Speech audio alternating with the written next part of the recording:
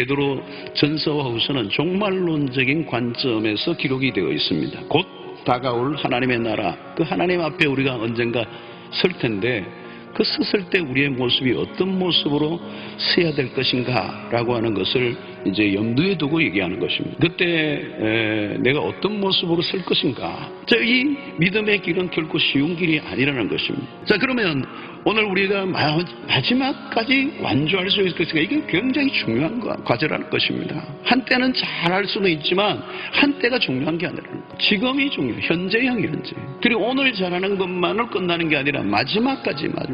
잘한다라고 하는 얘기는 생명을 가진 자라는 거예요. 생명 안에 성장의 힘이 있는 길. 자, 그러면 이 자라남을 생각하기 전에 우리가 먼저 전제해야 될 게 있어요. 태어남이 없는데 자라남이 있는 건 아니죠. 자라남이라고 하는 것은 변화인데 이 변화라고 하는 것은 근본적인 변화를 얘기하는 것입니다. 우리 안에 하나님의 성품이 드러나기 시작한다는 거예요. 더 이상 자라지 않는 성장 멈춤병에 버립니다.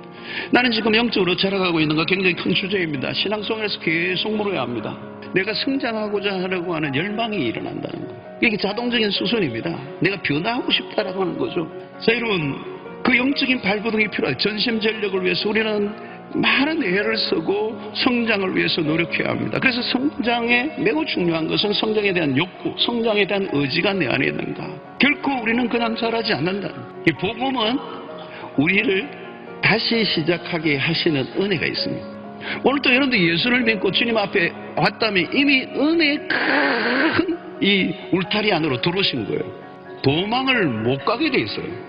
잡히신 거예요. 그래서 다시 일으켜 주시는 겁니다.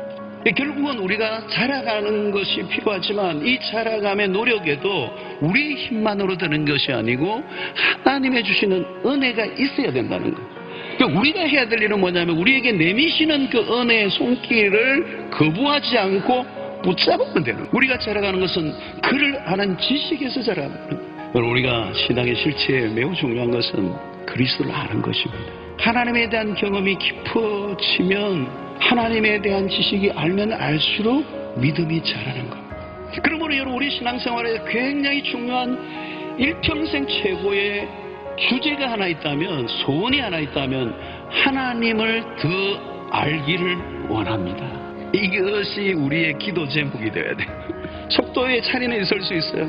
그러나 나는 작년보다 올해 조금 더 변했어. 그리고 언젠가 나는 이 정도까지 자라갈 거야 라고 하는 이 목표가 분명히 있어서 믿음의 이 순례의 길에서 낙오하지 않고 추락하지 않고 변질되지 않고 끝까지 달려가시는 여러분들 되시기를 주의 이름으로 축원합니다.